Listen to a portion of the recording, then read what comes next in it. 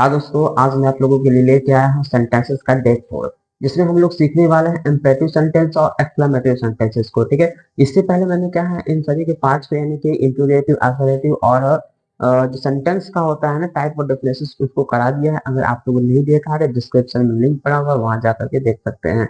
ठीक है, क्योंकि ये जो हमारा अगर अभी चल रहा है समर वेकेशन चल रहा है, इसमें अगर हम छोटी छोटी 2-4 मिनट की वीडियोस या फिर 5 मिनट या फिर ज्यादा से ज्यादा 10 मिनट तक के वीडियोस को देख करके या फिर उसको लिसनिंग के तौर पर के सुनते चले जाएंगे ना, तो हमें अच्छी तरीके से प्रिपेयर हो जाएंगी सारी चीजें। फिर जो ग्रामर में प्रॉब्लम्स होती है ना वो नहीं होंगी।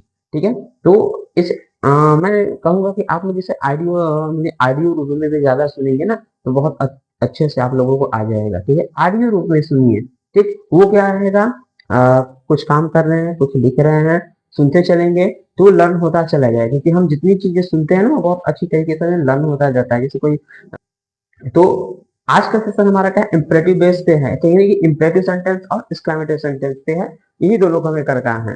ठीक है,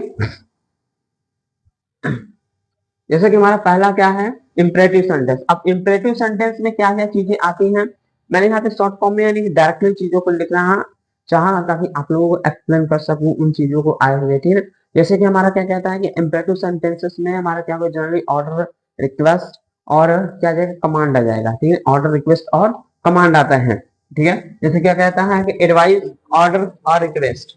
ठीक, कहीं कहीं पे अगर बड़े बुक्स में जाएंगे, अगर 9 पे, 9th पे, 10th पे या फिर 11th 12th में जाएंगे तो वहाँ पे कमांड भी देखने को मिलता है। यहाँ पे आप लोगों को 3 चीजें देखने को मिल रही हैं। ठीक है, क्या एडवाइस है, ऑर्डर है, रिक्वेस्ट, ये चीजें हैं। एडवाइस, ऑर्डर, रिक्वेस्ट, ये हमारे क्या होते हैं ना, सेंटेंसेस को पढ़ने से ही पता चल जाते हैं कि हमसे क्या पूछ रहा है, क्या कहना क्या चाहता है, यानी कि कहना क्या चाहते हैं। ठीक, वो वाली फीलिंग।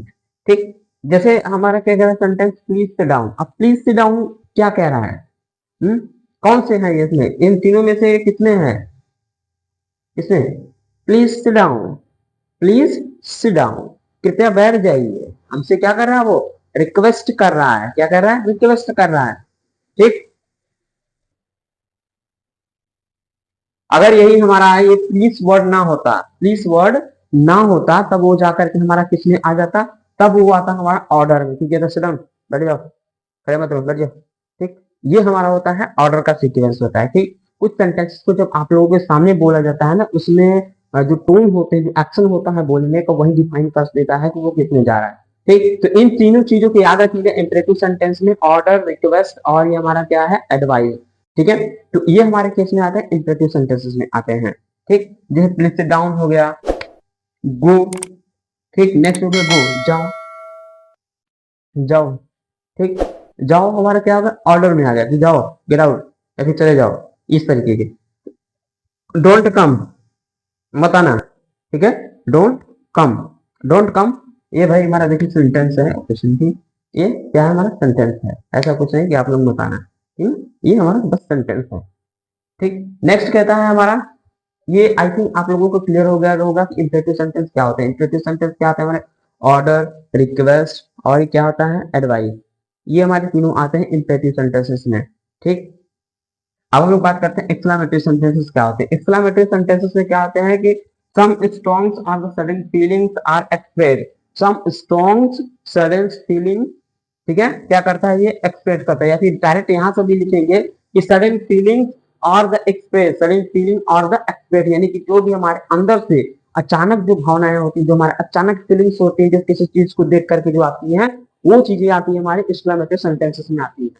ठीक, अब वो चाहे जो हो सकती हैं, चाहे हम कोई बड़ा सा बिल्डिंग देखें, फिर उसकी सजावट को देखें, उसके रंग रूप को देखें, फिर अचानक जो मन में आती है फीलिंग, जो भावनाएं आती हैं, वो एक्सप्रेशन हमारी क्या करती है, एक्सक्लेमेटरी सेंटेंस में करती है। जैसे कहें what a great beauty, what confidence. ठीक, जैसे ताजमहल घूमने चले जाओ तो वहां देखोगे मार्बल से, जो व्हाइट मार्बल से बना हुआ है, तो वहां देखने के बाद क्या आता है, व्हाट अ ग्रेट बिल्डिंग, ये वाली बात आती है मन से।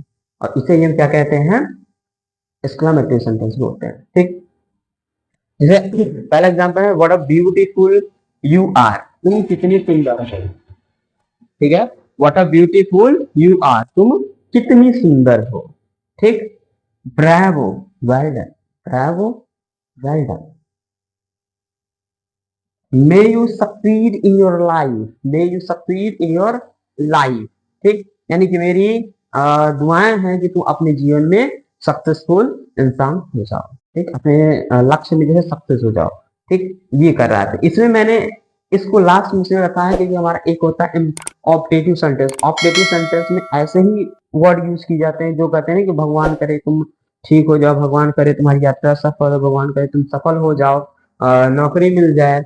ऐसे तरीके के जो सेंटेंसेस बोले जाते हैं, जो ब्लेसिंग्स फुल होते हैं, जो कर्स बेस होते हैं, वो हमारे क्या आते हैं ऑप्टेटिव सेंटेंस में आती है। इसमें आती है ऑप्टेटिव सेंटेंस, जो कि अभी क्या कर रहा है ना बुक्स जितने राइटर्स हैं वो क्या कर रहे हैं एक्सक्लेमेटरी सेंटेंस में ही इसको मर्ज कर दे रहे हैं। क्या कर रहे हैं, मर्ज कर दे रहे हैं इसमें। ठीक, और एक चीजें आप लोगों को फाइंड करने के लिए मिलेगा, ये एक्सक्लेमेशन सिंबल लास्ट में, ये अगर आ गया तो याद रखिएगा ये हमारा एक्सक्लेमेटरी का है। एक्सक्लेमेशन सिंबल से बोलते हैं, क्या बोलते हैं, एक्सक्लेमेशन सिंबल बोलते हैं। ठीक है, ये हमारा क्या ऑप्टेटिव सेंटेंस में भी लगता है, इसमें भी लगता है। ठीक, लेकिन एक्सक्लेमेटरी के सेंटेंसेस के कुछ वर्ड होते हैं जैसे कि ब्रेवो हो गया, हुर्रा हो गया, जॉय हो गया, आ हो गया, आ हो गया। ये सभी वर्ड जो होते हैं ना हमारे एक्सक्लेमेटरी के हैं, जो कि सेंटेंस में लगे हुए होते हैं, आप लोगों को ये बताते हैं कि हम किस में आए हैं, हम कहाँ से आए हैं। ठीक, हमारा बैकग्राउंड क्या है, हम किस बैकग्राउंड से निकल के आए हैं, वो सारी चीजें अपने साथ में बताते हैं सेंटेंस। तो हमें थोड़ा सा अंडरस्टैंडिंग रखनी है सभी चीजें, थोड़ी सी अंडरस्टैंडिंग तक की रखेंगे ना तो अच्छी तरीके से समझ जाएंगे कि कैसे हम उसको फाइंड करें। ठीक है, अभी ये जो है ना ओवरऑल हो गया। ठीक, यानी कि सभी के चैलेंज सेंटेंस हमारे हो गए क्लियर। तो अब मैं आप लोगों को कुछ क्वेश्चंस दूंगा जिसको आप लोग ठीक है फील कर रहिएगा, उसे लिखिएगा और उसे फाइंड करिएगा। अगर नहीं समझ में आता है तो कमेंट बॉक्स में लिख कर भेजिएगा, मैं वहां पे आप लोगों को सोल्यूशन दूंगा। ठीक है,